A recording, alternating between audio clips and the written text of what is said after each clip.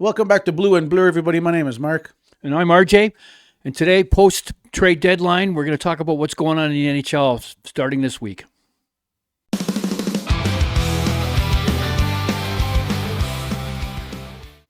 Okay, so there's a few things that happened after we went off air last week when we were on live for the trade deadline. A few things came out, namely two things that we saw that came out that stand out more than anything else. Scott Lawton trade out of Toronto came out, and that happened after we came off air. Well, it happened before 3 o'clock, but they didn't announce it till much later. So Scott Lawton's gone to where did he go? He went to the LA Kings for a third round. Yeah. That's conditional on a second. LA's about 3-4 points out of the playoffs. If they make the playoffs, it bumps up to a second.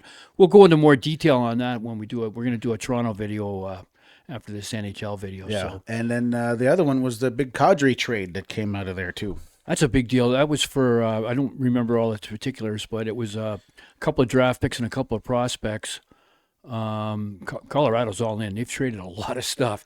And that trade caught everyone by surprise because on the day before the deadline, which also a bit of a surprise, no one talked about Nick Roy going out the door, but Colorado traded a first to Toronto for Waugh, and everyone kind of thought, because Colorado did need a third center, and we thought, well, that's it for the Kadri, but then at the last minute, I guess Colorado and Calgary hooked up again and moved Kadri over there. I know, and to put it on an angle of our two teams, I mean, Kadri ex-Leaf, but also Montreal was apparently, there's rumors up the last couple of months of Montreal possibly bringing in Kadri. Yeah. And the deal worked out. I don't have the deal in front of me, but I do vaguely remember Calgary's keeping $1.5 million.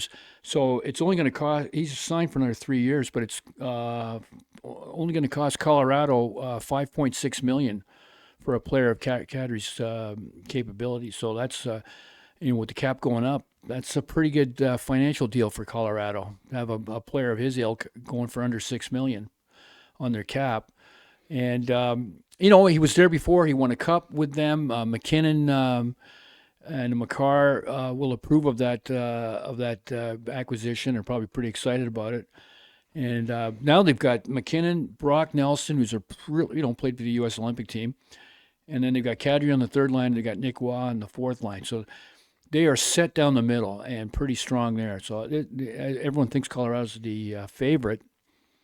This maybe makes them the favorite in capital letters. Yeah, I got the deal right here. So the Flames got a conditional 2028 first round draft pick, a conditional 2027 second round draft pick, and a 30-year-old forward Victor Olofsson, and the rights to a 19-year-old Max Curran. Yeah. The Flames are also sending a 2027 fourth-round draft pick to Colorado and retaining 20% of Kadri's salary. 20%, right? So, I know the final figure is Colorado's going to be on the books for him at 5.6. Yeah, and so that's a good to have he's full value at 5.6. Yeah, Colorado's all in for the NHL playoffs here. They're all in for the cup. They're well into first place, right? I'll tell you where they're all out. They're all out in the June drafts for the next couple of years. Yeah, absolutely. But I think they're doing for that cup run this year for sure. They're eyeballing. They're 95 points. They're 7 points ahead of the next ones below them, which is Dallas. And what's their plus? Their plus minus. It's their differential. Plus 87.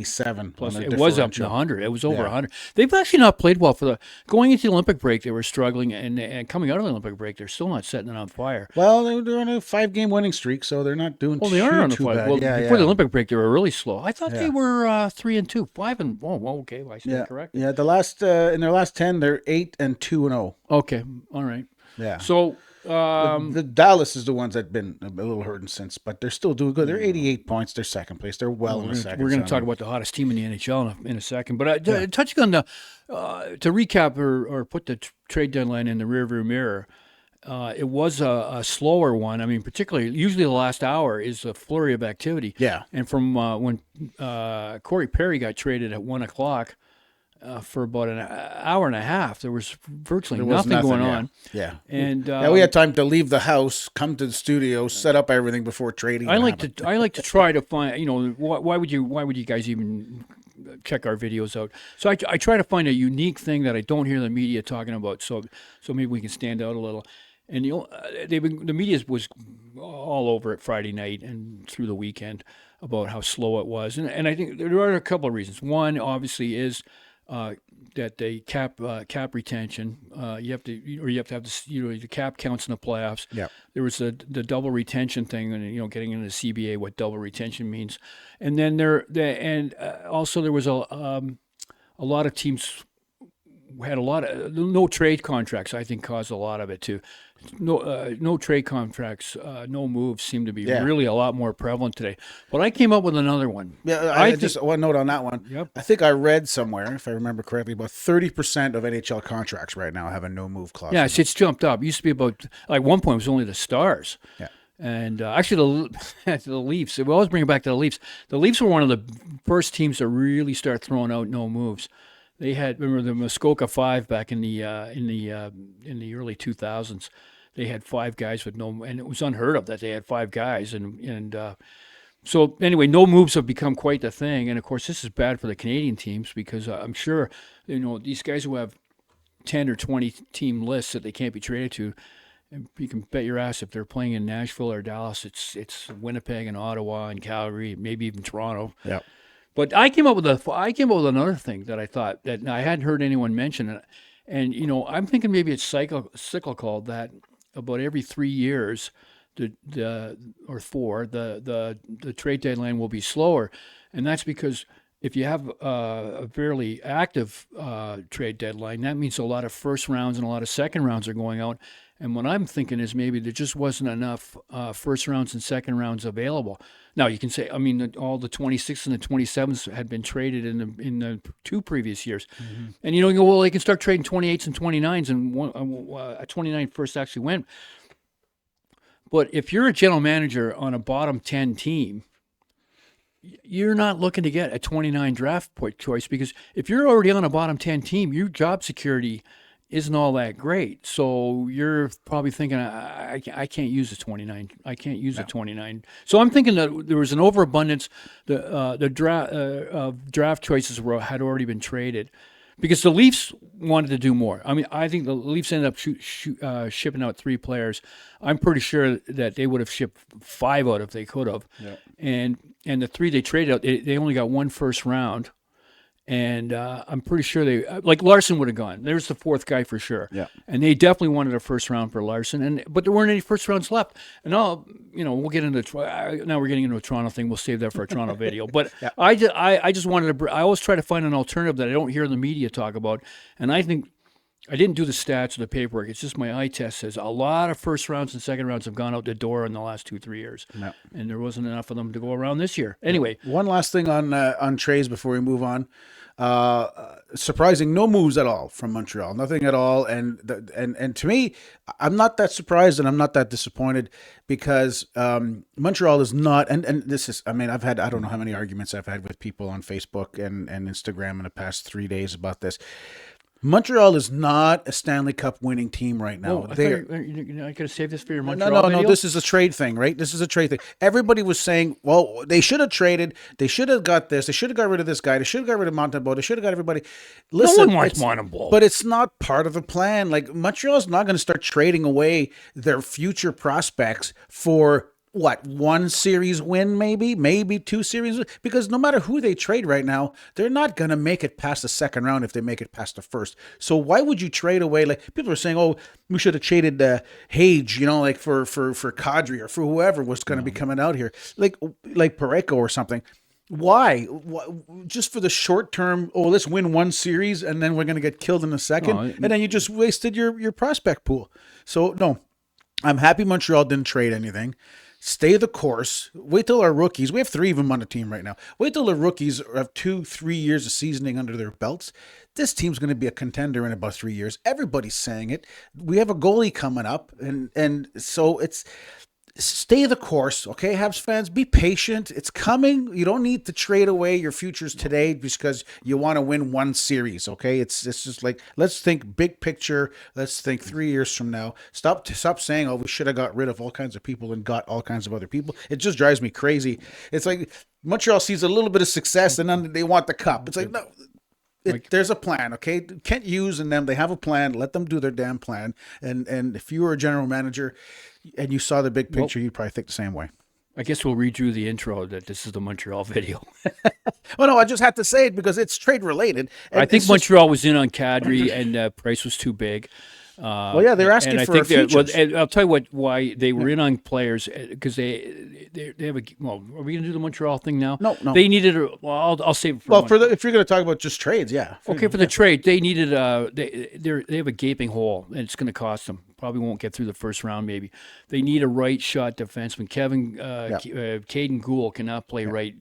Right, he's really struggling. He's a young guy. Yeah, they need to put him back as the 5-6 defenseman, the third unit guy, and get a right guy. They were trying to get the guy out of Calgary, White Cloud. Yeah, and which would have been good, but you still wouldn't have got past the second round with him. Well, maybe. Well, you know, if you want to throw probably what Montreal was trying to do is trying to find a right D for a second round, and Leafs are Brandon Carlo would be on that list.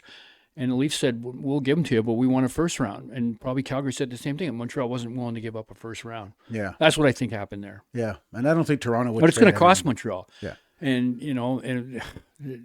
I think they should have gone out and got a right D. But I don't think they should go out and trade like their number one rookie for a 30-year-old or a 34, like a guy like Kadri. I don't agree with that. No. So I think they should have thrown a second. They should have found the right defenseman for a second round pick. Yeah. So I'm happy that they didn't trade anybody. Like I said, Monta will probably get traded in the offseason. Dobej will become the number one, depending Fowler coming up, getting a seasoning, and he probably, if everything goes well and the cards and the gods are on our side, then Fowler will come up and be our number one eventually. But it's just not this year, okay, Habs fans. I could say it in French too. Pas cette année, ça va pas arriver, okay. All right, let's move on. You already mentioned them. The hottest team in the league right now. Well, we got to talk about the Buffalo Sabres. I mean, the longest drought in NHL history for non-playoff years, 14 in a row. Yeah. And right now they are gunning. They've got a 2-point lead on first place, having beat Tampa Bay last night in a wild game. What a game! Tampa's got 2 games on them, so they're basically tied. But they've even. I wouldn't be surprised if they don't. They could have their gun sights set on Carolina and end up being first place in the East. Yeah. 7-game winning streak right now. The funny thing is, there's a lot of weird things going on in Buffalo because last summer they brought Lindy Ruff back and everyone guffawed, but that certainly has worked out well with Lindy Ruff. But they were doing that well. They were like. In December, they were just at 500 right on, like 14-14, I think, with 10 ties or something. I'm not sure, but they were 14-14. And from December 10th on, they've only lost 5 games. They've won 28. They're 28-5-2. I did my math right. But the funny thing was Kevin Adams was the general manager from 2021, I want to say, or maybe at the end of the 2020 season. Anyway. He was the general manager for 4 or 5 years, so a lot of these players are players that he either drafted or acquired, and they fired him right at the start of this December, halfway through December explosion. They hired the former general manager from Columbus, Jarno Kekalainen. But I feel really sorry for Kevin Adams. He's been like a Dale Talon was in Chicago, and then on to Florida. Dale Talon built 2 teams, then ended up winning multiple Stanley Cups. And he did a lot of the drafting and trading, and isn't there for the rewards. And Kevin Adams might be looking at this spring, going, "I built that team. God, I built that team. They better let him have a day with the cup." Now I'm getting ahead of myself, saying the Sabres are going to win the cup, but a wild game last night, 8-7. They're definitely making a huge push. Like they're seeing they cup signs all over them. They beat Tampa. They beat Tampa right before the Olympic break, and they beat them twice since we got back from the Olympics. And last night's game, they really tried to send a message in Buffalo. There was 5 major fights, and I guess Rasmus Dahlin must be a bit of a bugger on the ice. Because Brandon Hagel got sent in front of league disciplinary board today. Ended up only getting a $5,000 fine, thankfully for Tampa. But Darlene was also the on the other end of the Malkin suspension. I just want to say I said it on Friday's live show. I actually predicted it would be 3 to 5 games. I think I said that, and it ended up being 5 games. I said it should be 10 because that was an assault. You take a two-hander with your stick right into a guy's ear. That's not a hockey play. Like virtually when a guy comes across in the trolley trolley tracks on the blue line with his head down, and the guy goes to give him the shot and gets his shoulder, his elbow up too high into his jaw and concusses him and everything.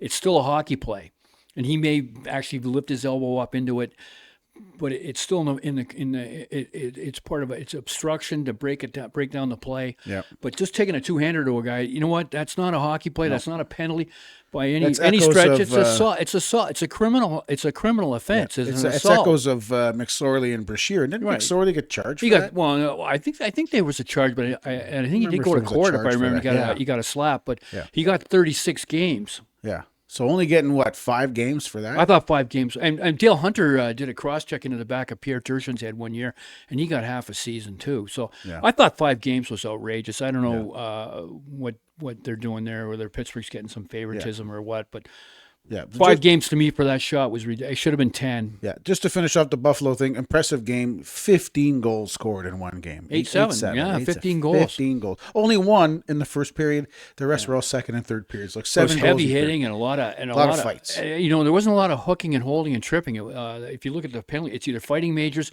unsportsmanlike, slashing. It was a good game. If those two teams meet in the playoffs, that's going to be in the second round or something like that. That's going to be something else. That would have been a hell of a game to watch live.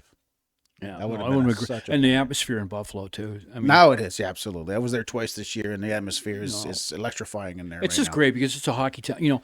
Not to get on be anti about anything, but there is a thing about you see teams in Carolina and Nashville and Dallas and Florida and the Florida teams, and you go like that's not hockey towns, Yep. And Buffalo, it's always better for the NHL if there's a good team in Buffalo, because you just know the whole. It's not just the 50,000 fans that live, so to speak, probably live in Nashville or Miami. It's the whole city in Buffalo. It's definitely a hockey town. It's the whole city is behind the team. Yeah, yeah. And just to recap real quick what they did because they're all in for this push for the Cup right now, I think. They got Logan Stanley, Luke Shen, Sam Carrick, and Tanner Pearson. It's just like they did one all in at the trade deadline. They really want. Yeah, they really want it. They really want to get in there. I think Sam Carrick is going to be he doesn't get a lot of points or anything like that, but he's a playoff type guy. Yep. He's going to be the kind of guy. He's good on faceoffs, good fourth line energy guy. I think that was a really good pickup. And Luke Shen, I mean, if he plays like he played for the Leafs when they had him 2 years ago in their playoff run, that's going to be really good. Yep. And Logan Stanley's a tough customer. Yep. Buffalo's defense maybe not so mobile. I mean, Stanley and Shen certainly aren't fleet of foot, but they do know how to get a puck around. They do shoot arounds effectively. They know how to pass it out. I think that Buffalo, maybe not, as I said, fleet of foot, but they are going to be fast puck movers. Listen, I got to say just one last thing on this. Corey Perry, gets traded, scores, I think it was first game into. He scored in Buffalo game, too. Yeah, and he scored in the Buffalo game, and he got a fight in Buffalo. He got a 5-minute major. So, a good show for the old guys. What do you think about him? Do you think he's a Hall of Famer? I think so. Yeah. I'm going to say here's what I think. He won a Stanley Cup. He won a Hart Trophy. Yeah. He led the league in goals at least once. And I think then his career kind of fell off in Anaheim, and then they moved him, and he kind of drifted around a bit. And I would say if he had retired at 35 or 37, he'd be on the bubble, and maybe not like a Rob Brindamore that hangs out and doesn't quite get in the Hall of Fame. But this flurry going into and still playing effectively in his early 40s, I think he's a lock for the Hall of Fame. So could you imagine? And gone to 4 or 5 Stanley Cup finals. Maybe going on another one. So he went to I think it was 4, right? 4 different teams or 3 different teams, 4 different Cup finals. Yeah. Imagine if he would have won all 4. he would have 5 cups. He'd probably be the one player right now with the most cups. For the last 7 years, he's kind of been the Susan Lucci of the NHL. Who has remember, Susan Lucci was that soap opera actress that went 20 years without winning a Best Daytime Emmy. Yeah, I'd have to look up who's the reigning current player that has the most Stanley Cup rings right now. I wonder, would it be Crosby maybe? But I don't know. But if currently right now, yeah. Well, it would be Crosby with 3. Yeah. So imagine if Pat Kane won 3. And Jonathan Taves won 3. Yeah. So imagine if Perry would have won Crosby, all these cups. I think LA only won 2, so Doughty's only got 2. But Crosby, Kane, and Taves. Yeah. And I guess I think Brandon Saad's still playing from that Chicago. There's still a few other Chicago players that are. Brandon Saad, I know playing for sure. So the what ifs, I'm sure Corey's probably at home going, what if I would have won a cup every time I went to the finals?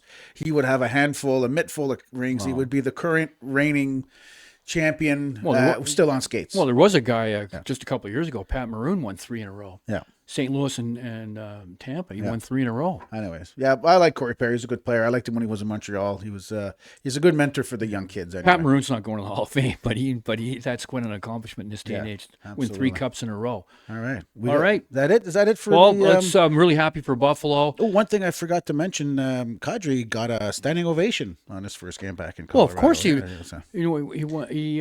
was instrumental in that. I mean, that year, I think he finished at the bottom of the top 10, and he was in right there for top 10 in scoring that year. Yeah. That was his contract year, by the way. Yeah. Kind of interesting how these players always end up having career seasons in their contract year. Yeah. But and then of course the other thing about Kadri, to end it on the Leaf note, as we always like to do, he had that great line when he was being interviewed on the ice after the Stanley Cup.